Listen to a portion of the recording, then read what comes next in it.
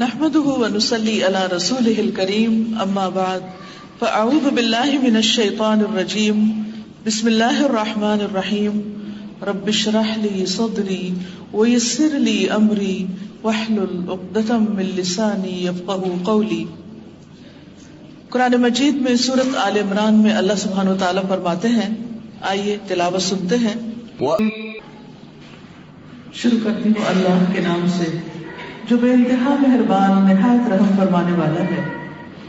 اور اللہ کی اطاعت کرو اور رسول اللہ صلی اللہ علیہ وسلم کی اطاعت کرو تاکہ تم رحم کیے جاؤ، اور دوڑو اپنے رب کی بخشش کی طرف اور جنت کی طرف جس کی وسعت آسمان و زمین کے برابر ہے، جو تقوی والوں کے لیے تیار کی گئی ہے۔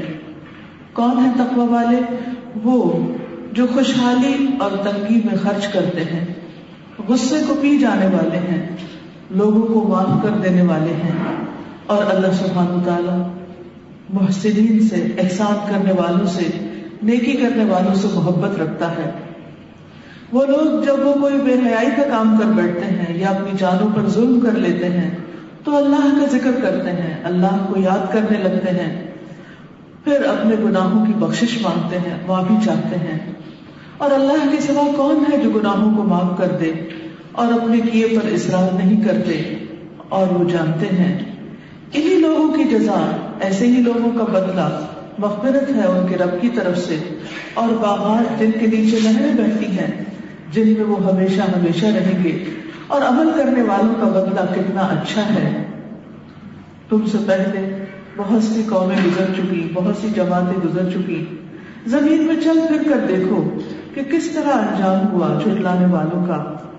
یہ ایک بیان ہے لوگوں کے لیے، اور ہدایت اور نصیحت ہے متقین کے لیے۔ معزز خواتین، سورۃ آل عمران کی یہ آیات ہمارے لیے بہت بڑا پیغام رکھتی ہیں۔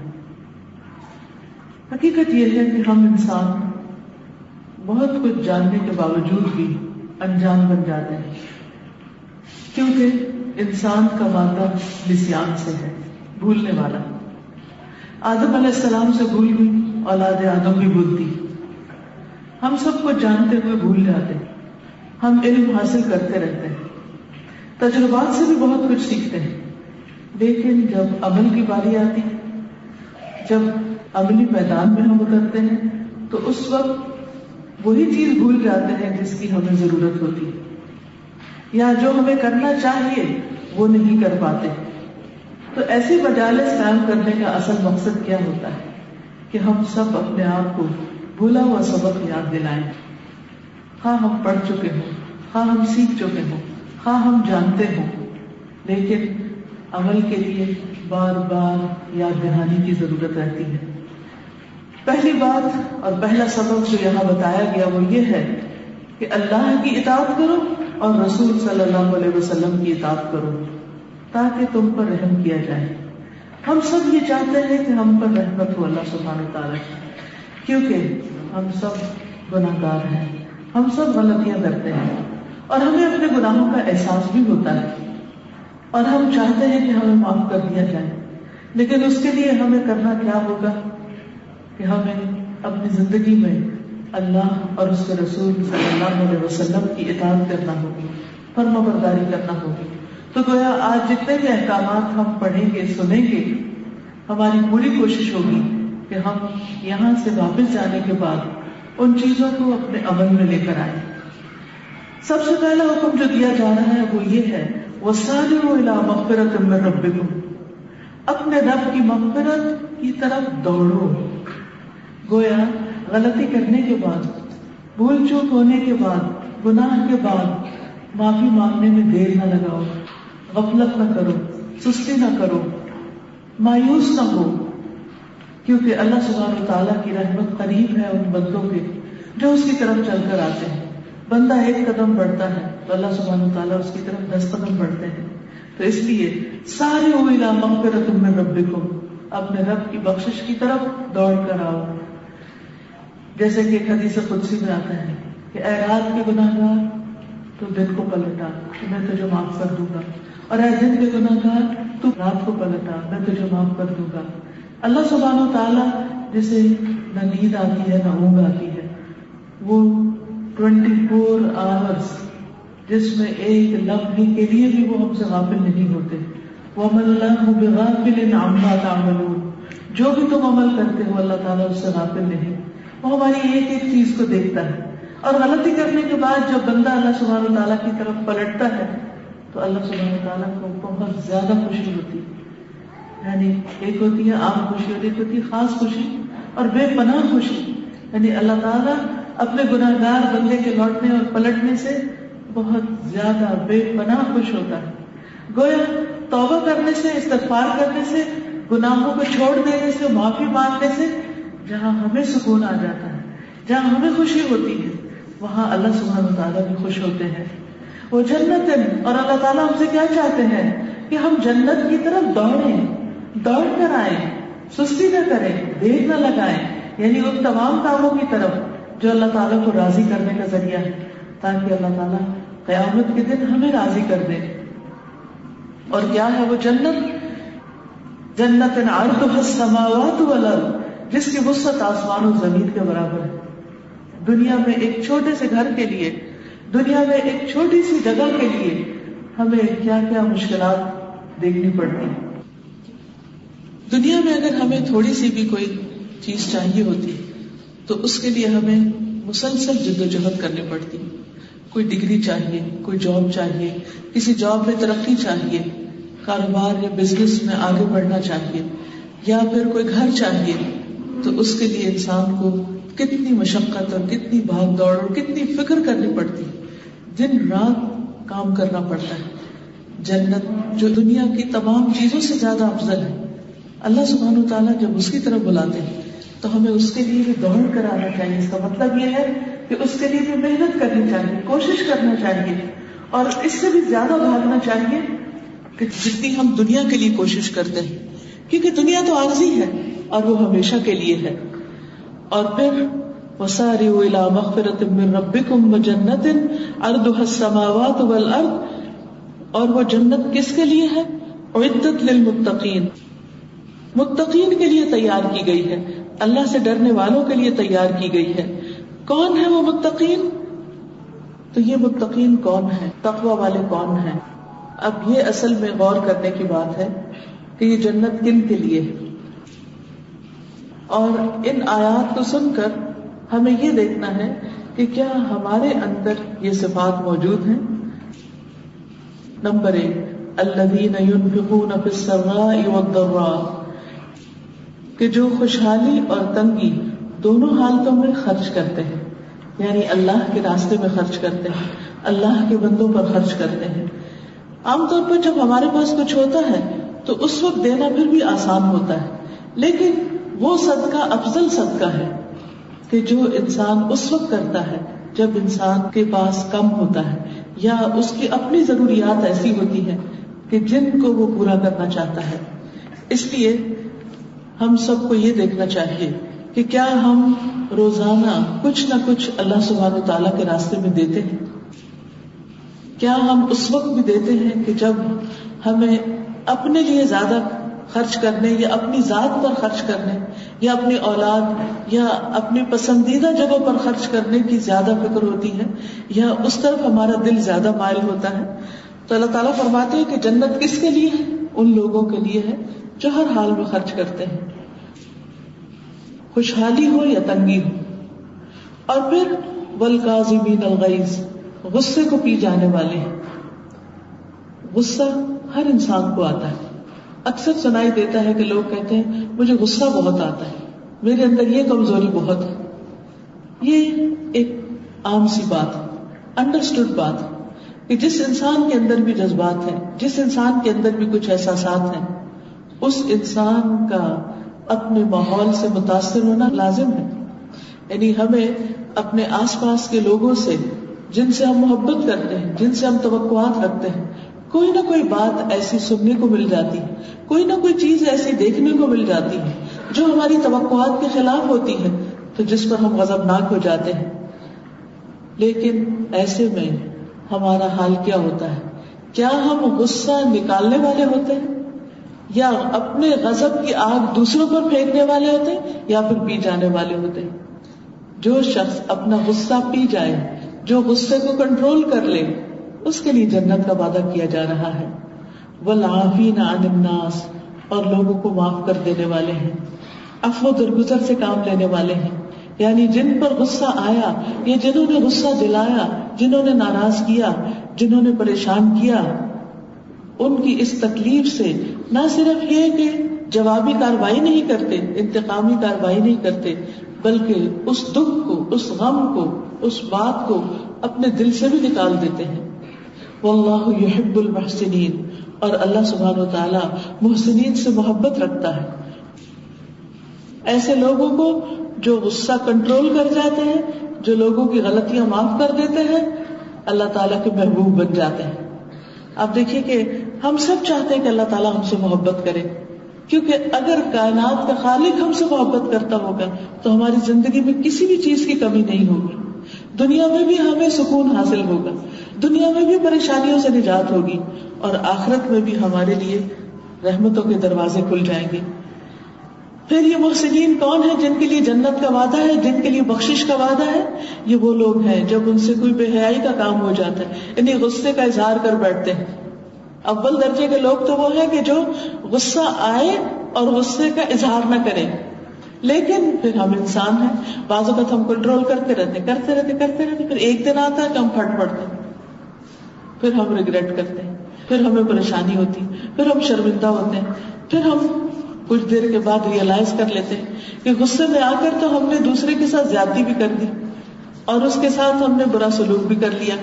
اب کیا کریں؟ اور بعض اوقات زبان سے ایسی باتیں نکل جاتی ہیں کہ جن پر انتہائی شرمندگی ہوتی ہے. تو اسی کی طرف اشارہ ہے والذین اذا فعلوا فاحشۃ، کہ جب وہ کوئی بے حیائی کا کام کر بیٹھتے ہیں، اور بے حیائی صرف فحش گندی حرکتیں دوسری طرح کی نہیں، بلکہ زبان سے برے الفاظ نکالنا، زبان سے ایسی باتیں نکالنا کہ جس سے دوسرے ہرٹ ہو جائیں، ایسی گفتگو کرنا کہ جس میں بد لحاظی ہو، جس میں حیا نہ ہو، جس میں کوئی تمیز نہ ہو، جس میں مینرز نہ ہو، اخلاق نہ ہو، جس میں انسان خود غرض ہو جائے اور صرف یہ دیکھ رہا ہو کہ اسے خود کیا اچھا لگتا ہے اور کیا اچھا نہیں لگتا. وہ یہ نہ دیکھے کہ دوسرے کو کون سی چیز تکلیف دیتی ہے اور کون سی چیز اس کے فائدے کی ہے. لیکن انسان ہے، جب اس سے ایسے کوئی حرکت ہو جاتی تو اللہ کے متقی بندے، اللہ کے محسن بندے، اللہ کے محبوب بندے وہ فوراً اللہ کو یاد کرنے لگتے ہیں اور اپنے گناہوں کی معافی مانگنے لگتے ہیں. اور یہ وہ لوگ ہوتے ہیں کہ جن سے کوئی بے حیائی کی بات ہو، او ظلموا انفسہم، یا اپنی جانوں پر ظلم کر بیٹھتے ہیں.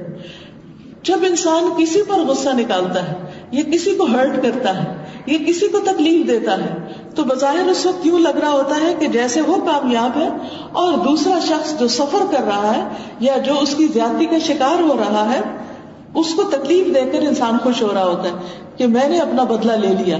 یا بدلہ لینے پر بھی بعض اوقات راضی نہیں ہوتا، میں نے دوسرے کے ساتھ وہ کر لیا جو مجھے کرنا چاہیے تھا، اب میں نے اس کو مزہ چکھا دیا. عام طور پر لوگ کہتے ہیں کہ مزہ چکھا دیا، یعنی وہ اس وقت شیطان انسان کو خود بھی مزہ دے رہا ہوتا ہے، دوسرے کو مزہ کیا چکھا رہا ہوتا ہے، خود مزہ اٹھا رہا ہوتا ہے، کیونکہ وہ اپنے دل یا اپنے نفس یا اپنی کوئی خواہش پوری کر رہا ہوتا ہے، خواہ وہ بد کلامی اور بد زبانی کی خواہش ہو. کیونکہ کچھ لوگوں کو جب تک وہ کچھ دوسروں کو ستا نہ لے، برے الفاظ نہ نکال لے، ان کو چین نہیں آتا. جب وہ بری بری باتیں مجھ سے کر لیتے ہیں تو اس کے بعد وہ ٹھنڈے ہوتے ہیں. اب وہ تو ٹھنڈے ہو گئے، لیکن اس کا نتیجہ کیا ہوا؟ انہوں نے دوسروں پر بظاہر ظلم کیا لیکن حقیقت میں اپنے ساتھ کیا. اللہ تعالیٰ یہ نہیں فرما رہے کہ انہوں نے دوسروں پر ظلم کیا، فرمایا انہوں نے اپنے آپ پر ظلم کر لیا. لیکن پھر اللہ ہے نا، اپنے سارے بندوں سے پیار کرتا ہے، گناہ گاروں سے بھی محبت رکھتا ہے، اس لیے ان کو موقع دیتا ہے کہ وہ اب بھی پلٹ آئے. اور کچھ لمحوں تک تو گناہ لکھا بھی نہیں جاتا، روک لیا جاتا ہے کہ شاید یہ بندہ ابھی پلٹ جائے. کیونکہ کچھ لوگوں کو جو ہی احساس ہوتا ہے ان کے اندر ایسا کنٹرول ہوتا ہے کہ اسی وقت اپنے آپ کو روک لیتے ہیں. کچھ لوگ تھوڑی دیر کو، جیسے آپ تیز چلا رہے ہوں گاڑی تو بعض لوگ بغیر جھٹکا لگائے بہت عمدہ طریقے سے گاڑی کی بریک لگا لیتے، اور بعض لوگ نہیں لگا پاتے، وہ جا کے گاڑی کی ٹکر مار ہی دیتے. جب آپ کسی کو ٹکر مارتے ہیں تو بظاہر تو کسی کی کار کو نقصان پہنچتا ہے، لیکن حقیقت میں کیا ہوتا ہے؟ کیا آپ کی گاڑی کو کوئی نقصان نہیں ہوتا؟ سوچئے. کہ جب آپ دوسرے کو نقصان دیتے ہیں تو حقیقت میں خود بھی نقصان اٹھاتے ہیں. لیکن جب غصے کے مارے انسان پاگل ہو رہا ہوتا ہے تو اس کو یہ بات یاد نہیں رہتی کہ کسی کو دکھ دینا دراصل خود کو دینا، کسی کو برا بھلا کہنا دراصل خود کو کہنا. کیونکہ جب انسان کسی کو کہہ رہا ہوتا ہے اور وہ اس کے قابل نہیں ہوتا، اس کو نہیں لگتا، مثلا اگر کوئی کسی پہ لام تان کر رہا ہے یا کسی کو کوئی بد دعا دے رہا ہے یا کسی کے ساتھ کوئی زیادتی کر رہا ہے، تو وہ اگر اس پر فٹ نہیں بیٹھتی تو پلٹ کر اسی کے اوپر آ جاتی ہے جس نے دوسرے کے ساتھ کیا ہوتا ہے. تو بہرحال اب ایسے لوگ جن کے اندر ڈر ہوتا ہے اللہ کا، تقویٰ ہوتا ہے، ان کا طرز عمل کیا ہوتا ہے؟ فاستغفروا لذنوبہم، وہ اپنے گناہوں کی معافی مانگتے رہتے ہیں. یا اللہ ہم سے زیادتی ہو گئی، ہم سے غلطی ہو گئی، تو ہمیں معاف کر دے. وَمَن يَغْفِرُ الذُّنُوبَ إِلَّا اللَّهُ، اور اللہ کے سوا گناہ معاف کون کر سکتا ہے. وَلَمْ يُصِرُّوا عَلَى مَا فَعَلُوا، اور وہ اپنے کیے پر اصرار بھی نہیں کرتے. کچھ لوگ تو غلط کام کر کے پھر ڈھیٹ بھی بن جاتے ہیں اور وہ اپنی غلطی مانتے بھی نہیں.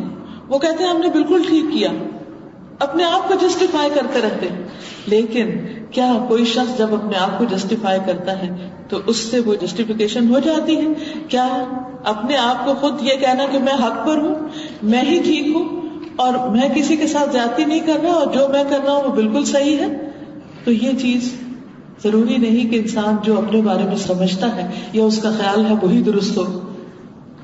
ہاں، جو حساس انسان ہوتا ہے، جو درد مند دل رکھتا ہے، وہ دوسروں کی غلطیوں سے زیادہ اپنی غلطی کو دیکھتا ہے، اور جو ہی اس کو غلطی کا احساس ہوتا ہے اس غلطی کو دباتا نہیں اور اس پر اصرار نہیں کرتا، ریپیٹڈلی وہ غلطی نہیں دہراتا.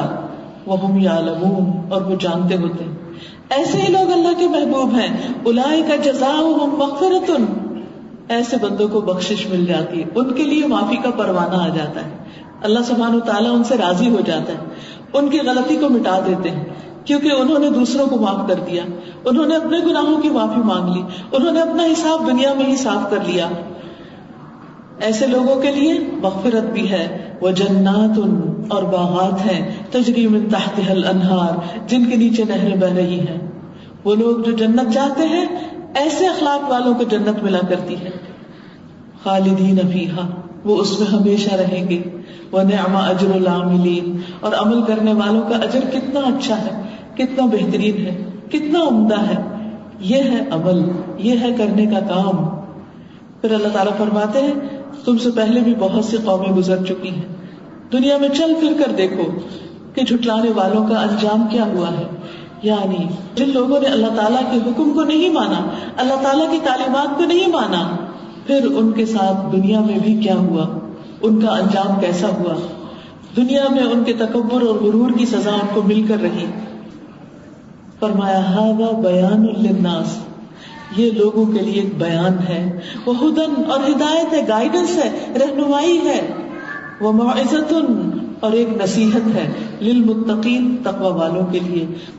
تو گویا اللہ سے ڈرنے والے، اللہ کے محبوب بندے اللہ تعالیٰ کے کلام کو سن کر پگھل جاتے ہیں، اللہ کی بات کے آگے جھک جاتے ہیں، اللہ تعالیٰ کے اطاعت گزار اور فرما بردار بندے بن جاتے ہیں.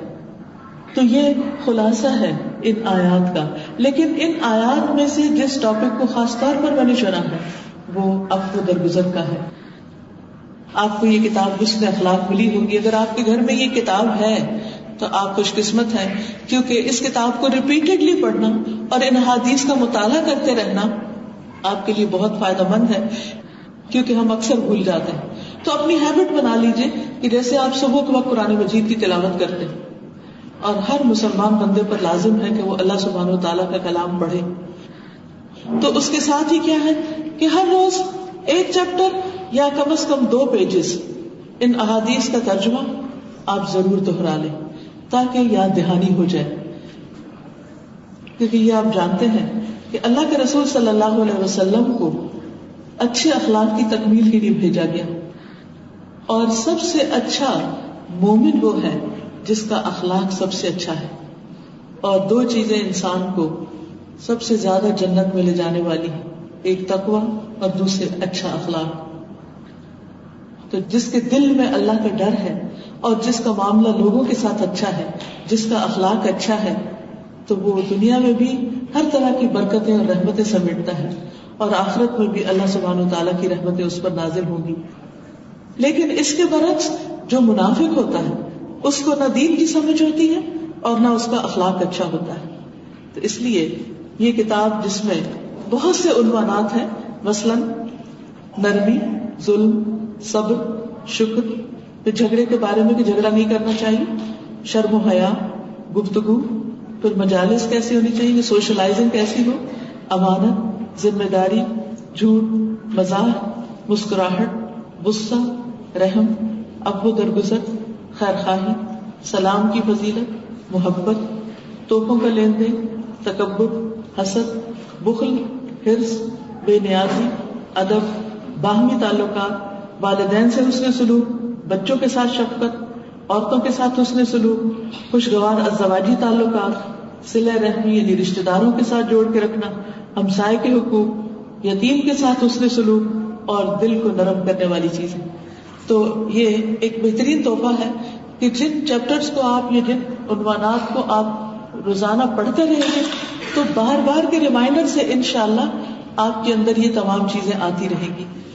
تو اس کتاب کا پیج نمبر 46 آپ کھولیے تو اس میں العفو کا چیپٹر ہے. یہ جو نئی کتاب ہے اس کے اندر یہ موجود ہے العفو. تو اس میں شروع میں جو آیات میں نے آپ کے سامنے پڑھی ہیں اس میں سے کچھ آیات ہیں اور اس کے بعد کچھ احادیث ہیں جن کی میں مختصر وضاحت اس وقت آپ کے سامنے کروں گی تاکہ اللہ سبحانہ و تعالیٰ اپنی خاص رحمت سے ہمیں لوگوں کو معاف کرنے کی صلاحیت اور توفیق عطا فرما دے. سب سے پہلے تو العفو کا لفظی معنی آتا ہے کہ عفو درگزر ہوتا کیا ہے. عفو کا لفظ جو ہے اس کے دو بنیادی معنی ہیں. نمبر 1 کسی چیز کو چھوڑ دینا اور نمبر 2 کسی چیز کو حاصل کرنا. تو آپ دیکھیے کہ جب آپ غصہ چھوڑ دیتے ہیں تو آپ کو کیا حاصل ہوتا ہے. جب آپ نفرت چھوڑ دیتے ہیں تو آپ کو کیا حاصل ہوتا ہے. جب آپ انتقامی کارروائیاں چھوڑ دیتے ہیں تو آپ کو کیا حاصل ہوتا ہے. ہم سب جانتے ہیں کہ جب ہم بری ہیبٹس کو چھوڑ دیتے ہیں، غلط کام چھوڑ دیتے ہیں، اللہ سبحانہ و تعالیٰ کی ناراضگی کے کام چھوڑ دیتے ہیں تو ہمیں اللہ سبحانہ و تعالیٰ کی رضامندی حاصل ہوتی. جو چاہتا ہے کہ اللہ تعالیٰ اس سے راضی ہو جائے، جو چاہتا ہے کہ وہ جنت کا وارث ہو جائے، اس کو چاہیے کہ پھر وہ اللہ تعالیٰ کی ناراضگی کے کام چھوڑ دے. لیکن یہاں عفو کا معنی بندوں کے ساتھ مہربانی کرنا اور مہربانی کرتے ہوئے ان کی غلطیوں کو معاف کر دینا اور ان کو سزا نہ دینا. اب دیکھیے کہ اللہ سبحانہ و تعالیٰ ہر لمحہ ہمیں معاف کرتا رہتا ہے، ورنہ اگر ہمیں پکڑنے پر آ جائے تو زمین میں ایک جاندار بھی زندہ نہ رہے. ہم میں سے کوئی زندہ نہیں رہ سکتا، فوراً ہی پکڑ ہو جائے. چونکہ اللہ سبحانہ و تعالیٰ معاف کرنے سے محبت رکھتے ہیں، اللہ سبحانہ و تعالیٰ معاف کرنے کو پسند کرتے ہیں، ہر لمحہ ہماری غلطیوں کو معاف کرتے ہیں. تو ہم پر بھی کیا لازم ہے کہ ہم دوسروں کو معاف کرتے رہیں. جس طرح اللہ تعالیٰ اپنی مخلوق سے درگزر فرماتے ہیں، اسی طرح مخلوق کے لیے بھی لازم ہے، بندوں کے لیے بھی لازم ہے کہ وہ دن میں کئی بار ایک دوسرے کو معاف کرتے رہیں. خواہ کوئی ہمیں جان بوجھ کر تکلیف دے رہا ہو یا پھر انجانے میں دے رہا ہو. مثلاً آپ دیکھیے کہ کئی دفعہ کوئی شخص ہمیں جان کے چھیڑ رہا ہوتا ہے، ٹیز کر رہا ہوتا ہے، یا ایکٹیولی کوئی ایسی بات کر رہا ہوتا ہے کہ جس سے ہمیں تکلیف پہنچتی، کوئی بد زبانی کر رہا ہے، بد اخلاقی کر رہا ہے. لیکن بعض لوگ انجانے میں کچھ حرکتیں ایسی کرتے ہیں کہ جس سے ہمیں تکلیف پہنچتی. مثلاً آپ بچوں کو ہی دیکھیے، آپ ان سے کہتے ہیں کہ کپڑے چینج کر لو، اپنے دانت برش کر لو، کنگھی کر لو، کھانا کھا لو. پھر وہ کیا کرتے ہیں؟ کیا سب باتیں مانتے؟ نہیں مانتے. آپ انہیں ایک بار نہیں، 2 بار، 3 بار، کئی بار یاد کراتے ہیں. کیا یہ ہر روز کا قصہ نہیں؟ جب وہ نہیں مانتے پھر ہمارا طرز عمل کیا ہوتا ہے؟ اس وقت ہمارا ری ایکشن کیا ہوتا ہے؟ اس وقت ہمارا اخلاق کیا ہوتا ہے؟ اس وقت ہماری گفتگو کرنے کا والیوم کیا ہوتا ہے؟ اس وقت گھر کا منظر کیا ہوتا ہے؟ اور پھر بعض اوقات صرف اتنا نہیں کہ ہم اس وقت چیخ چلا رہے ہوتے ہیں، وہ تو ایک نارمل سی بات ہے، ان آوازوں کو تو نہ ہم خود سنتے ہیں نہ کوئی اور سن رہا ہوتا ہے، اتنے یوزڈ ہو گئے. دیکھیے بہت دفعہ ہم یہ بھی کرتے ہیں کہ چاہے بچے ہوں یا بڑے ہوں، بزرگ ہوں جن کی آدھی عقل مانی جاتی ہے بازو کا، ان کی باتوں کو دل میں رکھ لیتے ہیں کہ وہ میری بات نہیں سنتی، اور پھر سارا دن ان باتوں کو سوچ سوچ کے کڑتے رہتے ہیں، غمگین رہتے ہیں، دکھی رہتے ہیں، ہرٹ ہوتے رہتے ہیں، اپنے آپ کو پریشان کرتے ہیں اور دوسروں کو بھی پریشان کرتے ہیں. ہماری ساری خوشی چلی جاتی، ہماری ایک طرح سے لائف چلی جاتی، ہماری لائف میں سے وہ جو اسپارک ہوتا ہے وہ چلا جاتا ہے، ہمارے چہرے اتر جاتے ہیں، آنکھیں بے رونق ہو جاتی، کبھی مسکرانا بھول جاتے ہیں. کیوں؟ جس شخص کے دل کے اندر ایک خوشی ہو، اطمینان ہو، سکینت ہو، وہ تو ایسا نہیں کر سکتا. ایسا طرز عمل کس کا ہوتا ہے؟ صرف اسی شخص کا ہوتا ہے کہ جو دوسروں کو معاف کرنا نہیں جانتا. وہ شخص کبھی ٹینشن میں ہو ہی نہیں سکتا، پریشان رہ ہی نہیں سکتا جو دوسروں کو معاف کرنا جانتا ہے.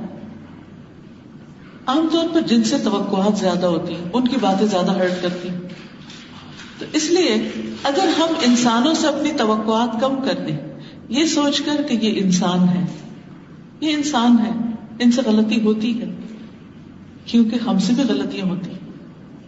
جو کچھ دوسرے لوگ کر رہے ہیں ان میں سے ایک ایک بات پہ سوچا کریں کہ ان میں سے کون سی چیز ہے جو میں نہیں کرتی یا میں نے کبھی نہیں کی. ہم سب کر رہے ہوتے ہیں یا کر چکے ہوتے ہیں. تو جو چیز ہم کرتے ہیں وہ پھر ہمیں دوسروں کو کرنے کی بھی اجازت دے دینی چاہیے. اجازت کا معنی ہے کہ ان کے بھی برداشت کر لینی چاہیے. جس چیز کو ہم کنٹرول نہیں کر سکے وہ ہم کیوں چاہتے ہیں کہ دوسرے کبھی بھی ہم سے نہ کریں؟ اور اگر انسان ہونے کے ناطے وہ کر چکے ہیں تو ہم اس کو بھول نہیں پاتے یا بھولنا نہیں چاہتے یا چھوڑتے نہیں ہیں. تو اس لیے ہمیں ان تمام چیزوں کو چھوڑ دینا ہے کہ جو ہمیں ہرٹ کر رہی ہیں، ہمارے دل پر ایک بوجھ ہے. جب آپ اداس ہو، جب غمگین ہو، اپنے آپ سے پوچھیں کیا چیز آپ کو دکھ دے رہی، کیا چیز آپ کو پریشان کر رہی، کیا چیز آپ کے اوپر بوجھ بنی ہوئی. اس چیز کو اپنے دل سے نکال دیں، چاہے وہ چھوٹی ہو یا بڑی. اب کیسے نکالیں؟ اصل بات یہ ہے کہ ہم میں سے اکثر لوگ یہ کہتے ہیں کہ فلاں نے جو کچھ مجھے کہہ دیا میں ساری زندگی اس کو نہیں بھول سکتی، میں اس کو کبھی نہیں بھلا سکتی. بھئی کیا خوبصورت بات ہے جو آپ نے اپنے سینے میں سجا کے رکھی ہوئی. کیا آپ کا دل اتنی بیکار جگہ؟ کیا اس میں کوئی اچھی چیز رکھنے کی نہیں کہ ان چیزوں کو آپ نہ نکالیں؟ آپ باقاعدہ اپنے دل کو امیجن کر کے اس میں چبھے ہوئے تیروں کو ایک ایک کر کے نکالا شروع کیا کریں کہ میں نے یہ بھی نکال پھینکا، میں نے یہ بھی، یہ سب شیطانی تیر ہیں، میں نے اس کو بھی نکال دیا، اس کو بھی نکال دیا، اس کو بھی نکال دیا. اور کس لیے؟ تاکہ اللہ تعالیٰ مجھے معاف کر دے ان تمام باتوں پر جو میں لوگوں کو کہہ چکی ہوں، وہ تمام چیزیں جو میں نے دوسروں کو سنائی ہے یا دوسروں کو تکلیف دی. اگر ہم لوگوں سے کبھی پوچھیں نا کہ آپ ہمیں ذرا صاف صاف بتائیے کہ ہم سے آپ کو کیا کیا تکلیف پہنچی، ہر ایک کے پاس ایک لمبی لسٹ ہوگی. کوئی بھی ایسا نہیں ہوگا جو کہے نہیں نہیں آپ سے تو ہمیں کبھی کوئی دکھ ملا ہی نہیں، صرف خوشیاں ہی ملتی ہیں. ایسا نہیں ہوتا، ہر ایک کی کوئی نہ کوئی چیز کہیں نہ کہیں چو بھی جاتی. اور اگر کچھ بھی نہ ہو تو شیطان ساتھ ہے، ہر وقت بدگمانیاں ڈالتا ہے دل میں. اور حدیث میں آتا ہے کہ فَإِنَّ الظَّنَّ أَكْذَبُ الْحَدِيثِ، کہ ظن، گمان دوسرے کے بارے میں سب سے زیادہ جھوٹی بات ہے. اکذب الحدیث، جھوٹ صرف بات کا ہی نہیں ہوتا، جھوٹ صرف طرز عمل میں نہیں ہوتا، جھوٹ سوچ کا بھی ہوتا ہے. بدگمانی جھوٹی بات ہے اور سب سے زیادہ جھوٹی بات. تو کرنے کا کام کیا ہے؟ العفو، مٹا دینا، بھلا دینا، درگزر کر دینا، کسی سے بدلہ نہ لینا، انتقامی کاروائی نہ کرنا، دوسرے کا جرم معاف کر دینا. ایک آدمی نبی صلی اللہ علیہ وسلم کی خدمت میں حاضر ہوا، کہا یا رسول اللہ صلی اللہ علیہ وسلم، ہم خادم کا کس حد تک جرم معاف کریں؟ یعنی اپنی میڈ یا اپنے سرونٹ کو دن میں کتنی بار معاف کریں جب وہ غلط کام کرے. آپ خاموش رہے, اس نے پھر وہی بات دہرائی, آپ پھر خاموش رہے. جب تیسری بار اس نے یہ بات کہی تو فرمایا ہر روز 70 یعنی 70 ٹائمز اپنے غلام کو معاف کرو. 70 ٹائمز, کیونکہ جو آپ کی خدمت کریں گے, جو آپ کے ساتھ ہوں گے, وہی تو سب سے زیادہ غلطیاں کریں گے. اب ہسبینڈ بھی صبح کام پہ چلے گئے, بچے اسکول چلے گئے, آپ کے ساتھ کون ہے؟ آپ کی میڈ ہے. اب آپ اس کو ایک کام کے لیے بلاتے ہیں, وہ ڈھنگ کا نہیں ہوتا, دوسرے کے لیے بلاتے, تیسرے کے لیے کہتے ہیں وہ کام نہیں صحیح ہو رہا. اب آپ ایک بات پہ غصہ کر رہے ہیں, دوسرے پہ کر رہے ہیں, تیسرے پہ کر رہے ہیں, غصہ کرتے چلے جا رہے ہیں, تو نتیجہ کیا ہوگا؟ کس کی صحت خراب ہوگی, کس کے اعمال نامے خراب ہوں گے؟ اپنے ہی ہوں گے. اپنی ہی جان پر ظلم کریں گے. تو پھر جب اپنی جان پر ظلم کریں گے تو اپنا ہی نقصان کریں گے. تو اس لیے بہتر کیا ہے کہ انسان ساتھ کے ساتھ اپنے دل سے نکالتا چلا جائے, ساتھ کے ساتھ معاف کرتا چلا جائے. بالکل ایسے ہی جیسے ہوا چلتی ہے تو مٹی اڑتی ہے اور آ کر آپ کے گھر میں وہ فرنیچر پر, فلور پر گر جاتی. پھر آپ کیا کرتے ہیں؟ ہر روز غصہ کرتے ہیں, ہوا کیوں چلی, مٹی کیوں آئی, فلور کیوں گندا ہو گیا؟ نہیں, کیا کرتے ہیں؟ سمپل فارمولا, ڈسٹنگ. تو جیسے باہر کی ڈسٹنگ کرتے ہیں ایسی اپنی بھی ڈسٹنگ کر لیا کریں. بس یہی سوچا کریں یہ جتنی بھی لوگوں کی باتوں اور تکلیف دینے والی حرکتوں کا غبار میرے دل پر آیا ہے, میں ان سب کی ڈسٹنگ کرتی ہوں, بات ختم کرتی ہوں, اور اگلے دن نیا دن شروع کیا کریں. پھر نیا دن آئے گا تو نئے دن میں پھر ہوا چلے گی, پھر ایسا ہی ہوگا, پھر کرنا پڑے گا. اور ساری زندگی یہی کرتے کرتے جب ہم اللہ سبحانہ تعالیٰ کے حضور حاضر ہوں گے تو اللہ تعالیٰ سے امید رکھتے ہوں گے کہ یا رب جیسے میں دوسروں کو معاف کرتا رہا آج تو مجھے معاف کر دے. اللہ سبحانہ تعالیٰ فرماتے الا تحبون ان یغفر اللہ لکم, کیا تم نہیں چاہتے کہ اللہ تعالیٰ تمہیں معاف کر دے؟ تو اگر ہم چاہتے ہیں تو پھر ہمیں دوسروں کے لیے بھی یہی چاہنا چاہیے کہ ہر غلط کرنے والے سے, ہر گناہگار سے اس کی غلطی کو معاف کر دیں. اب دیکھیے کہ اسلام میں کچھ غلطیاں ایسی ہیں جن پر حدود جاری ہوتی, جیسے زنا ہے اس پہ حد جاری ہوتی, شراب پینے والے پہ حد جاری ہوتی, چور پہ حد جاری ہوتی, قتل کرنے والے پہ حد جاری ہوتی. لیکن آپ دیکھیے کہ اس کے بعد ایسے تمام لوگوں سے کیا سلوک ہوتا ہے, اس کی جھلک نبی صلی اللہ علیہ وسلم کی زندگی میں دیکھیے کہ جب کسی پہ حد جاری ہو جاتی تو اس کے بعد اس کے ساتھ بالکل ایسے ہی معاملہ کیا جاتا جیسے اس نے کوئی غلطی کی ہی نہ ہو, اس کو تانے نہیں دیے جاتے تھے اس کی غلطیوں کے. تو ہمیں اگرچہ کسی کو کسی غلط چیز پر کوئی سزا بھی دینی پڑے, مثلا بچے کو ڈسپلن کرنے کے لیے بازو کا سزا بھی دینی پڑے گی, لیکن اس کے بعد یہ نہیں کہ اس بچے کی طرف سے آپ نا امید ہو جائیں, مایوس ہو جائیں, اس کے لیے دعا کرنا چھوڑ دیں, یا اس کے ساتھ حسن سلوک چھوڑ دیں, یا اس کی ہدایت اور اصلاح کے لیے کوشش نہ کریں. وہ ساتھ ساتھ جاری رہے گا, لیکن منفی پہلو کو اپنے اندر سے نکال دینا ہے. پھر اسی طرح اللہ سبحانہ وتعالیٰ کی صفت العفو ہے. قرآن مجید میں آتا ہے وَكَانَ اللَّهُ عَفُوًّا غَفُورًا, اور ہے اللہ سبحانہ وتعالیٰ بے حد معاف کرنے والا, نہایت بخشش فرمانے والا. سورۃ الحج میں فرمایا ان اللہ لعفو غفور, بے شک اللہ تعالیٰ بہت درگزر کرنے والا, بے حد بخشنے والا ہے. سورۃ النساء میں اللہ تعالیٰ فرماتے ہیں فإن اللہ کان عفوا قدیرا, بے شک اللہ تعالیٰ معاف کرنے والا, ہر چیز پر قدرت رکھنے والا ہے. یعنی وہ سزا دینے کی پوری طاقت رکھتا ہے لیکن وہ معاف کر دیتا ہے. تو اصل معافی تو اسی کی ہے جو دوسروں کو معاف کرتا ہے, جو سزا دے سکتا ہو. جو بیچارہ مجبور ہے, کچھ کر ہی نہیں سکتا, وہ تو پہلے ہی مجبوراً معاف کیے ہوئے. لیکن جب آپ دوسرے سے بدلہ لے سکیں, دوسرے کو مدد چکھا سکیں, اس وقت معاف کر دیں تو یہ ہے اصل معاف فرمانا. پھر اسی طرح اللہ سبحانہ وتعالیٰ نبی صلی اللہ علیہ وسلم کو حکم دیتے ہیں, اور آپ کی بھی یہی صفت بتائی گئی ہے کہ وَيَعْفُو عَنْ كَثِيرٍ, کہ ہمارا رسول تمہاری بہت سی باتوں سے درگزر کر جاتا ہے.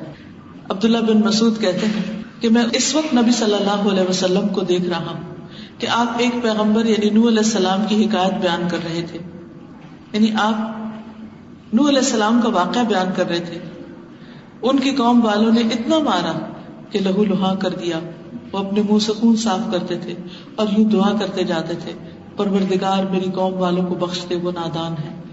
یعنی یہ انبیاء کی صفت رہی ہے کہ لوگوں نے حق بات کہنے پر، سچ بات بولنے پر، اللہ تعالیٰ کی توحید بیان کرنے پر پیغمبروں کو مارا ہے، پیغمبروں کے ساتھ زیادتی کی ہے، لیکن انہوں نے اپنی قوم کو معاف کر دیا. خود نبی صلی اللہ علیہ وسلم کے بارے میں آپ سب واقعات جانتے ہیں کہ طائف والوں نے آپ کو کتنے پتھر مارے تھے، کہ آپ کو لہو لہان کر دیا تھا، اور لہو سے آپ کے پاؤں میں جوتے جم گئے تھے اور آپ دکھی ہو گئے تھے. اور جب جبریل نے آ کر عرض کیا کہ اگر آپ چاہیں تو میں 2 پہاڑوں کو باہم ٹکرا کر آپ کا بدلہ لے سکتا ہوں ان سے، لیکن آپ نے بدلہ نہیں لیا، آپ نے ان کو معاف کر دیا. آج جب ہم دین کا کوئی کام کرنے کے لیے نکلتے ہیں، کسی کو اچھی بات بتاتے ہیں اور کوئی جواباً ہمارے ساتھ اچھا سلوک نہیں کرتا، ہماری بات نہیں سنتا، یا ہمارے ساتھ زیادتی کرتا ہے، یا ہم پر کوئی الزام لگا دیتا ہے، یا ہمیں کوئی تکلیف دینے والی بات کرتا ہے، تو ہمارا معاملہ اس کے ساتھ کیا ہوتا ہے؟ وہی جو رسول اللہ صلی اللہ علیہ وسلم کا طائف میں تھا. تو پھر دین تو انہی لوگوں کے ہاتھوں میں التا ہے کہ جو ہر دم دوسروں کو معاف کر کے آگے بڑھنے والے ہوتے ہیں، آگے بڑھ کر دوسروں کے ساتھ احسان کرنے والے ہوتے ہیں. اللہ تعالیٰ ایسے ہی بندوں سے محبت کرتا ہے. پھر گھریلو زندگی میں بھی معاف کرنے کا حکم ہے. اللہ تعالیٰ فرماتے ہیں یا ایھا الذین آمنوا ان من ازواجکم واولادکم عدوا لکم فاحذروہم وان تعفوا وتصفحوا وتغفروا فان اللہ غفور رحیم. اے لوگو جو ایمان لائے ہو، بے شک تمہاری بیویوں اور بچوں میں سے بعض تمہارے دشمن ہیں. یعنی بیوی بچے اگر تمہارے خلاف محاذ آرائی بھی کر لیں، دشمنی اختیار کر لیں، ایک اپوزٹ آرمی کی صورت اختیار کر لیں، ایک اپوزٹ گروپ بنا لیں، پھر بھی تم ان کو معاف کر دو. بڑی سے بڑی غلطی ہو جائے پھر بھی معاف کر دو. یعنی ان کی طرف سے اگر تمہیں محبت نہیں ملتی، کیئر نہیں ملتی، بلکہ محاذ آرائی ملتی ہے، کنفرنٹیشن کا شکار ہوتے ہیں، یا کسی بھی طرح کی مخالفت کا سامنا کرنا پڑتا ہے، تو بھی کیا کرو؟ معاف کر دو، درگزر کرو، بخش دو. تو بے شک اللہ تعالیٰ بے حد بخشنے والا، نہایت رحم فرمانے والا ہے. پھر اسی طرح نبی صلی اللہ علیہ وسلم نے معاف کرنے کی وصیت کی ہے. حضرت علی سے مروی ہے کہ ہم نے نبی صلی اللہ علیہ وسلم کی تلوار کے دستے میں ہی لکھا ہوا پایا. دستہ ہوتا ہے نا، ہینڈل جو ہوتا ہے جہاں سے تلوار پکڑی جاتی، اس کے اوپر کیا لکھا ہوا تھا؟ جو تم سے ظلم کرے اس سے درگزر کر لو. واعف عمن ظلمک، جو تم پر ظلم کرے اس کو معاف کر دو. رشتہ توڑنے والے سے رشتہ جوڑ لو. جو تمہارے ساتھ برا کرے اس کے ساتھ احسان کرو اور حق بات کرو، اگرچہ اپنے خلاف کیوں نہ جاتی. اور یہ کب جاتی؟ جب انسان اپنی غلطی کو مانتا ہے کہ I was wrong، میری غلطی تھی. اور یہ یاد رکھیے کہ جو معاف کرنے والے ہیں اللہ تعالیٰ ان کو معاف کر دے گا. ایک مرتبہ نبی صلی اللہ علیہ وسلم نے برسر منبر یہ بات ارشاد فرمائی، تم رحم کرو تم پر رحم کیا جائے گا، تم معاف کرو اللہ تعالیٰ تمہیں معاف کر دے گا. ہلاکت ہے ان لوگوں کے لیے جو صرف باتوں کا ہتھیار رکھتے ہیں، یعنی باتوں سے دوسروں کو کچوکے لگائے رکھتے ہیں اور ان کو باتوں کے تیر مارتے رہتے ہیں. اور ہلاکت ہے ان لوگوں کے لیے جو اپنے گناہوں پر جانتے بوجھتے اصرار کرتے ہیں اور ڈٹے رہتے ہیں، یعنی اپنی غلطیوں کو چھوڑتے نہیں. اس کے برعکس جو دوسروں کے نہ صرف قصور بلکہ ان کی باقی چیزوں کو بھی معاف کر دیتا ہے. مثلا کسی نے قرض لیا اور وہ اس کو واپس لینا ہے، لیکن واپس لینے کی بجائے وہ اس کو معاف کر دیتا ہے، جس کو قرض دیا ہوا ہے مقروض کو معاف کر دیتا ہے، تو ایسے شخص کو بھی اللہ تعالیٰ معاف فرما دیتا ہے. ایک تاجر لوگوں کو قرض دیا کرتا تھا، جب کسی تنگ دست کو دیکھتا تو اپنے نوکروں سے کہہ دیتا اس کو چھوڑ دو، اس کو جانے دو، اس کو معاف کر دو، اس سے مت لو، یہ نہیں دے سکتا، اس کو چھوڑ دو. چنانچہ اللہ تعالیٰ نے اس کے مرنے کے بعد اس کو بخش دیا، کیونکہ وہ دوسروں کو معاف کرتا تھا. آج ہم اپنی زندگی میں دیکھیں، ہمارے ساتھ میں کئی لوگوں نے ایسا کیا ہوگا کہ ہم سے قرض لیا اور آج تک واپس نہیں کیا، بلکہ الٹا کہہ دیا کہ ہم نے تو لیا ہی نہیں تھا. ہم کیا چاہتے ہیں کہ ہمیں معاف کر دیا جائے. تو ہمیں ایسے لوگوں کو خاص طور پر اگر وہ فوت ہو چکے ہیں تو معاف کر دینا چاہیے, اور جو معاف نہیں کرتا وہ معاف کیا بھی نہیں جاتا. رسول اللہ صلی اللہ علیہ وسلم نے فرمایا من لا يرحم الناس لا يرحمه اللہ ومن لا يغفر لا يغفر له. جو لوگوں پر رحم نہیں کرتا اللہ تعالیٰ اس پر رحم نہیں کرتا, اور جو معاف نہیں کرتا اس کو معاف نہیں کیا جاتا. بعض اوقات کوئی ہم سے معافی مانگتا ہے کہ پلیز معاف کر دیں, مجھ سے بڑی غلطی ہو گئی, تو ہم اگر معاف نہیں کرتے تو یاد رکھیے کہ ہم سے بھی بہت غلطیاں ہو چکی. کئی دفعہ لوگوں کو کہتے ہیں نا چلو ایک دوسرے سے صلح کر لو, معافی مانگ لو, جھگڑا جانے دو. تو کہتے ہیں ہم تو معافی مانگتے دوسرا معافی نہیں کرتا, اب ہم کیا کریں. ایسے شخص کو اللہ تعالیٰ معاف کر دے گا کیونکہ وہ معافی مانگ رہا ہے, اور جو معاف نہیں کر رہا اس کی پکڑ ہو جائے گی. پھر آپ دیکھیے خاص طور پر اگر ہمارے ساتھ کسی کا کوئی ذاتی مسئلہ ہے تو ذات کے لیے انتقام نہیں لینا چاہیے. رسول اللہ صلی اللہ علیہ وسلم نے کسی سے اپنی ذات کے لیے انتقام نہیں لیا تھا کبھی. یعنی ذاتی طور پر کوئی آپ کو نقصان دے جاتا, تکلیف دے جاتا تو آپ اس کو معاف کر دیتے. اگر آپ کبھی بدلہ لیتے تو صرف اللہ کی خاطر, جیسے میدان جنگ میں. ایک مرتبہ رسول اللہ صلی اللہ علیہ وسلم کہیں پر موجود تھے تو ایک شخص کا پاؤں آپ کے پاؤں پر آ گیا, تو آپ کے ہاتھ میں جو چیز تھی اس سے آپ نے اس کو کچوکا دیا کہ اللہ تعالیٰ تمہیں معاف کرے, تم نے مجھے اذیت دی. وہ شخص بہت پریشان ہوا, گھر گیا, ساری رات اس کو نیند نہ آئی کہ میں نے اللہ کے رسول صلی اللہ علیہ وسلم کو اتنی تکلیف دی اور اب پتہ نہیں میرے ساتھ کیا ہوتا ہے. اگلے دن ایک منادی آواز دے رہا تھا کہ فلاں شخص کو اللہ کے رسول صلی اللہ علیہ وسلم نے بلایا. تو وہ شخص ڈر گیا کہ اب میری شامت, پتہ نہیں میرے ساتھ کیا ہوگا. لیکن جب وہ اللہ کے رسول صلی اللہ علیہ وسلم کے پاس پہنچا تو آپ نے فرمایا تم وہی شخص ہو کہ جس کا پاؤں میرے پاؤں پر آ گیا تھا اور جس کو میں نے کچوکا لگایا تھا. اس نے کہا جی ہاں اللہ کے رسول صلی اللہ علیہ وسلم وہ میں ہی. آپ نے فرمایا چونکہ میرے ہاتھ سے تمہیں کچوکا لگ گیا تھا تو یہ تمہارے لیے 80 گائیں ہیں, اس کے بدلے میں 80 گائیں. اور وہ شخص ڈر رہا تھا کہ قصور تو میرا تھا, پہل تو مجھ سے ہوئی تھی, زیادتی تو میری تھی, کیونکہ اس کا جوتا بھاری تھا اور وہ آپ صلی اللہ علیہ وسلم کو تکلیف دے گیا. لیکن ہوتا ہے نا کہ بعض اوقات ایک انسٹنٹ ریئیکشن ہوتا ہے. ہمارے ساتھ ویسے کسی کی کونی لگ گئی تو ہم انجانے میں بعض اوقات اپنی کونی سے پیچھے دھکا دے دیں گے کہ کیا کر رہے ہو, اور ہم پھر بولتے بھی جائیں, گرمبل کریں گے اور برا بلا کہتے جائیں. حالانکہ کیا ہے کہ وہ تو جو ہو گیا سو ہو گیا, اس کے بعد کرنے کا کام کیا ہے کہ یہ نہیں کہ ہم یاد رکھیں اس نے مجھے کونی ماری تھی, اپنی بھول جاتے ہیں. اللہ کے رسول صلی اللہ علیہ وسلم کو اسوہ حسنہ کیا ہے کہ اگر ہم سے لگ گیا ہے تو ہم اپنی فکر کریں, اس سے جو ہو گیا ہو گیا. لیکن اگر ہم انجانے میں یا جان بوجھ کے کسی کو کوئی تکلیف دے گئے تو اس کے کفارے کی فکر کریں. پھر اسی طرح ایک شخص نبی صلی اللہ علیہ وسلم سے اپنے قرض کا تقاضا کرنے آیا اور سخت گفتگو کرنے لگا. صحابہ کرام غصے سے اس کی طرف بڑھے, لیکن آپ نے فرمایا اسے چھوڑ دو, جس کا کسی پر حق ہو تو وہ بات کہنے کا بھی حق رکھتا ہے. فرمایا اس کے قرض والے جانور کی عمر کا ایک جانور اس کو دے دو. صحابہ نے عرض کیا یا رسول اللہ صلی اللہ علیہ وسلم اس سے زیادہ عمر کا جانور موجود ہے. آپ نے فرمایا اسے وہی دے دو, کیونکہ سب سے اچھا آدمی وہ ہے جو دوسروں کا حق اچھی طرح واپس کر دے, یعنی زیادہ واپس کر دو. حالانکہ اس شخص نے تکلیف دی تھی, اس شخص نے سخت گفتگو کی تھی, تو آپ نے اس کی گفتگو کو مائنڈ نہیں کیا. صحابہ کو غصہ آ گیا, لیکن آپ نے فرمایا اسے کرنے دو کیونکہ اس کا حق ہے, اس سے قرض لیا گیا, اس کا قرض واپس کر دینا چاہیے. اور جب واپس کرنے کی باری آئی تو صرف اتنا نہیں بلکہ اس سے زیادہ واپس کیا گیا. آج ہمارا معاملہ لوگوں کے ساتھ کیا ہے؟ ایسا کیوں ہے کہ آج ہمارے رائٹ لیفٹ آگے پیچھے کوئی نہ کوئی ہم سے ناراض ہے, کوئی نہ کوئی ہمارے ساتھ زیادتی کر رہا ہے یا ہم اس کے ساتھ زیادتی کر رہے ہیں, کیونکہ ہم اجتماعی طور پر اس صفت سے خالی ہو چکے ہیں, معاف کرنا بھول چکے ہیں. نبی صلی اللہ علیہ وسلم نے مشرکین سے, اہل کتاب سے درگزر کیا, ان کی اذیتوں پر صبر کیا.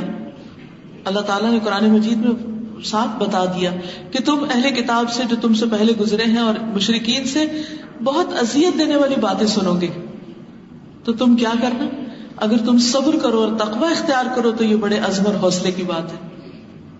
تو خواہ اپنے ہو اور خواہ غیر ہو، جو بھی آپ کو پریشان کرنے والی باتیں کرے، نمبر 1 حوصلے سے سن لینی چاہیے، اور نمبر 2 ان کو جھاڑ دینا چاہیے، معاف کر دینا چاہیے.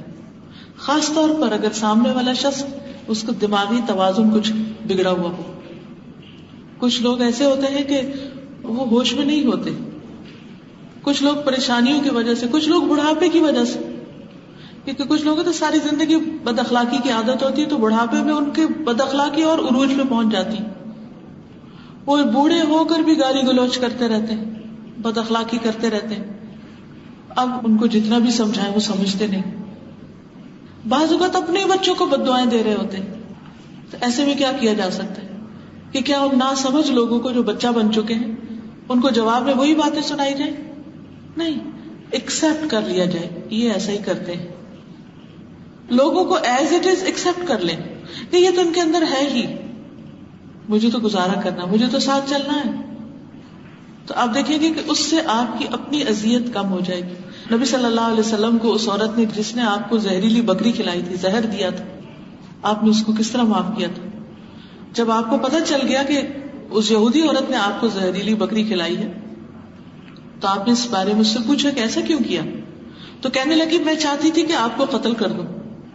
سوچئے آپ کسی کے گھر میں جاتے ہیں اور وہ آپ کو کوئی ایسی چیز کھلا دیتا ہے کہ آپ کی جان کو لالے پڑ جاتے ہیں، اور وہ اقرار بھی کر لے کہ میں آپ کو قتل کرنا چاہتا ہوں، تو کیا طرز عمل ہوگا؟ اس کے بعد ہم کیا کریں گے؟ آپ نے فرمایا اللہ تعالیٰ تجھے اس پر طاقت دینے والا نہیں، تمہارے چاہنے سے میں قتل نہیں ہو سکتا. یعنی اللہ تعالیٰ تمہارا مجھ پر زور نہیں رکھے گا. صحابہ نے عرض کیا یا رسول اللہ صلی اللہ علیہ وسلم کیا ہم اس عورت کو قتل کر دیں جس نے آپ کو قتل کرنا چاہا اور وہ اقرار بھی کر رہی ہے؟ آپ نے فرمایا نہیں، اس کو چھوڑ دو. انس کہتے ہیں میں ہمیشہ اس زہر کا اثر آپ کے اندر دیکھتا تھا، یعنی اس کی وجہ سے آپ کو تکلیف ہوتی تھی. یعنی یہ غزوہ خیبر کی بات ہے. اس کے بعد جب تک آپ زندہ رہے 3-4 سال آپ صلی اللہ علیہ وسلم اس زہر کی تکلیف محسوس کرتے رہے، اس کا درد محسوس کرتے رہے. لیکن اس کے بعد ہم نہیں جانتے کہ آپ نے کبھی شکوہ شکایت کی ہو، وہ بلا کم بخت عورت نے جو کچھ کیا تھا میرے ساتھ، آج میرے ساتھ یہ ہو رہا ہے، ایسا ہو رہا ہے، ویسے نہیں. ایسے لفظ تو کبھی آپ کی زبان سے نکلے ہی نہیں تھے جن کو ہم کچھ سمجھتے ہی نہیں اور اپنی عام گفتگو میں استعمال کر جاتے ہیں. تو اس لیے ہمارے دین کی تعلیم کیا ہے کہ جو ہم سے زیادتی کر جائے اس کو معاف کر دیں، جو رشتے کاٹنے پہ تل جائے آگے بڑھ کے ان سے رشتے جوڑ لیں، جو برا کرے جب موقع آئے، جب انہیں ضرورت ہو آگے بڑھ کر احسان کر دیں.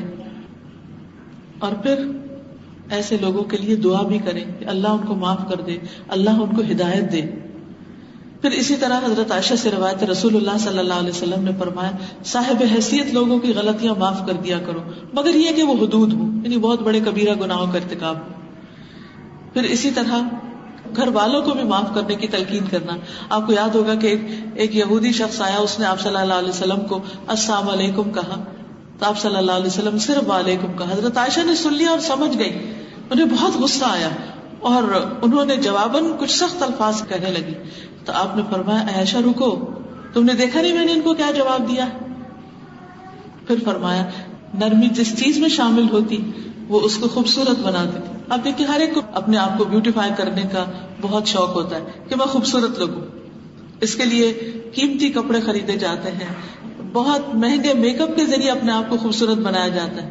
لیکن اصل خوبصورتی کپڑے اور میک اپ سے نہیں آتی، اصل خوبصورتی اندر سے نکلتی، اور وہ ہے کہ آپ کا دل خوبصورت ہو. جب آپ کا دل نورانی ہوگا، جب آپ کا دل خوبصورت ہوگا تو آپ کی گفتگو بھی ویسی ہوگی، آپ کا رویہ اور معاملہ بھی اچھا ہوگا اور آپ کے چہرے سے بھی اس کے اثرات ٹپکیں گے. تو اس لیے جب انسان کے اندر نرمی آتی ہے تو وہ خوبصورت بن جاتا ہے. تو یہاں نبی صلی اللہ علیہ وسلم نے خوبصورت بننے کا نسخہ بتا دیا کہ سختی جس چیز میں ہوگی وہ اس کو بدنما بنا دے گی اور نرمی جس چیز میں ہوگی وہ اس کو خوبصورت بنا دے گی. حضرت انس کہتے ہیں میں نے 10 سال نبی صلی اللہ علیہ وسلم کی خدمت کی.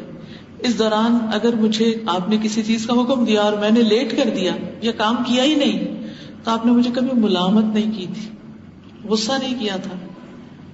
اور اگر گھر والوں میں سے کوئی ملامت کرنے لگتا تو آپ میری طرف داری کرتے اور کہتے کہ چھوڑ دو اس کو، اگر تقدیر میں یہ کام ہوتا تو ضرور ہو جاتا. اللہ نے نہیں چاہا, نہیں ہوا, یہ بھول گیا یا اس سے کوتاہی ہو گئی, اس کو چھوڑ دو.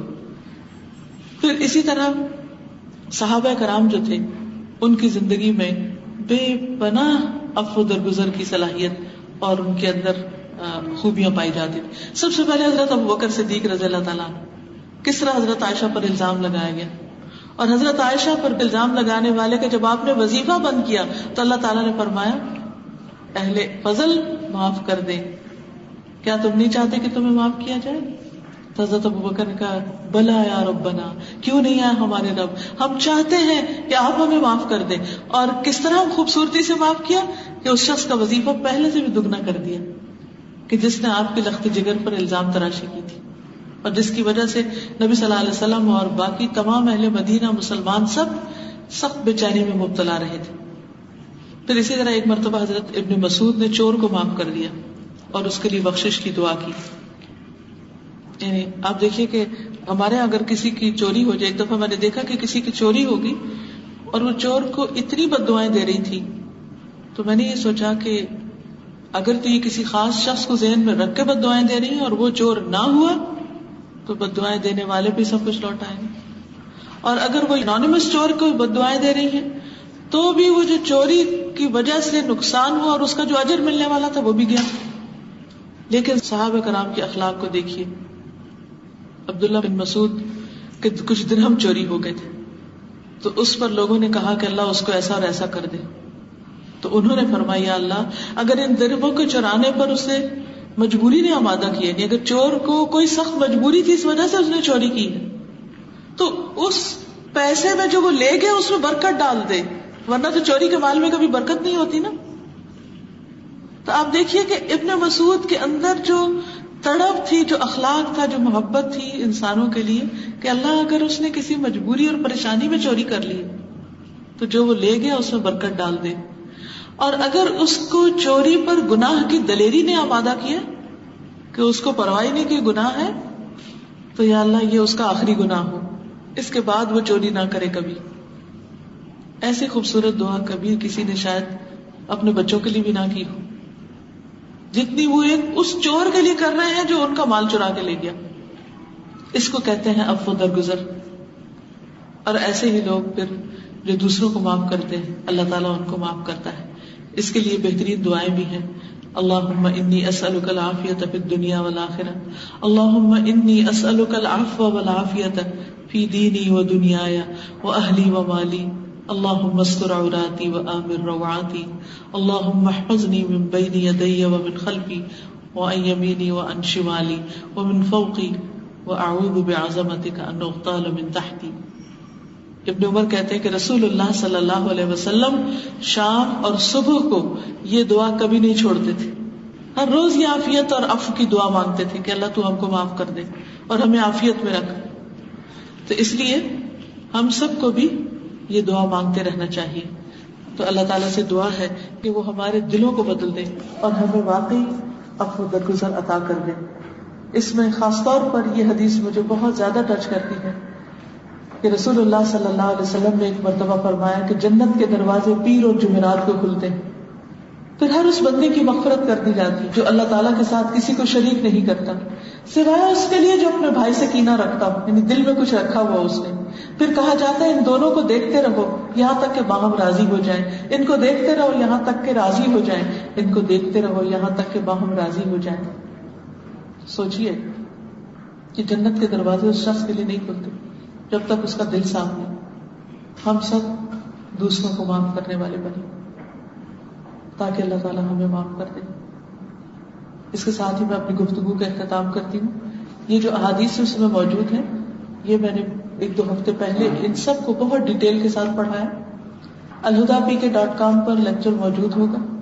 تو میں آپ سب سے درخواست کروں گی کہ آپ ویب سائٹ پہ جا کر کتاب آگے رکھ کر اس ساری کتاب کے لیسنز کو اچھی طرح سن لیجیے, کیونکہ جب انسان سنتا بھی ہے اور سامنے دیکھتا بھی ہے اور قلم سے لکھتا بھی ہے تو وہ علم پختہ ہو جاتا ہے. اور اس کے ساتھ ساتھ ان احادیث کو اپنے گھر والوں کے ساتھ شیئر کیجیے. ان لیکچرز کے لنکس اپنے بہنوں کو, دوستوں, عزیزوں, رشتہ داروں کو بھیجیے تاکہ وہ بھی سنیں ان کے اندر بھی اچھا اخلاق آئے، یہ ان کے ساتھ بہترین خیر خائی ہو سکتی. اللہ تعالیٰ ہم سب کو عمل کرنے والا بنائے اور ہمارے دلوں کو صاف کر دے اور ہم سب سے درگزر کرے. سبحان اللہ والحمد للہ ولا الہ الا اللہ واللہ اکبر ولا حول ولا قوة الا باللہ العلی العظیم. اللہم صل علی محمد وعلى آل محمد كما صليت على إبراهيم وعلى آل إبراهيم إنك حميد مجيد. اللهم بارك على محمد وعلى آل محمد كما باركت على إبراهيم وعلى آل إبراهيم إنك حميد مجيد. ربنا آتنا في الدنيا حسنة وفي الآخرة حسنة وقنا عذاب النار.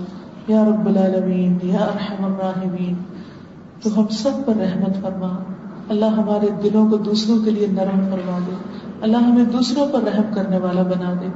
یا رب العالمین، تو ہمارے اخلاق کو بہترین کر دے. یا اللہ ہمیں دوسروں کی غلطیوں کو معاف کرنے والا بنا دے. اللہ ہمارے دلوں کو صاف کر دے. ہمارے دلوں سے ہر قسم کا کینہ بغض دور کر دے. یا اللہ تو ہمیں بہترین اخلاق عطا کر دے. ہمیں، ہمارے بچوں کو، ہمارے گھر والوں کو، ہمارے دوستوں، عزیزوں، رشتہ داروں، تمام مسلمانوں کو. اور اللہ تو سب کو معاف فرما دے. اللہ تو ہمیں ایمان نصیب فرما، ہمارے دلوں کو ایمان اور تقوی سے مزین کر دے. یا اللہ جتنی بھی بہنیں یہاں آئی ہیں، ان کا آنا، ایک ایک قدم اٹھانا اپنی راہ میں قبول فرما اور ان کو بہترین بلند درجے عطا فرما اور ان کے بچوں کو دنیا اور آخرت کی کامیابی عطا فرما. ان کے گھروں کو پرسکون بنا دے، ان کے شوہروں کو ان کا مددگار بنا دے. اللہ تو ہم سب کو جہنم کی آگ سے بچا لے. رب ارحمہما کما ربیانی صغیرا. اللہم ارزقنا حبک وحب من یحبک وحب عمل یقربنا الی حبک. ربنا هب لنا من ازواجنا وذریاتنا قرۃ اعین واجعلنا للمتقین اماما. اللہ تو ہمیں بہترین اخلاق کر دے. اللہ تو ہمیں متقین میں شامل کر لے، محسنین میں شامل کر لے، اپنے محبوب بندوں میں شامل کر لے. ربنا تقبل منا انك انت السميع العليم وتب علينا انك انت التواب الرحيم. وصلى الله تعالى على خير خلقه محمد وعلى آله واصحابه واهل بيته اجمعين برحمتك يا ارحم الراحمين. الہی آمین. سبحانک اللہم وبحمدک اشہد ان لا الہ الا انت استغفرک واتوب الیک.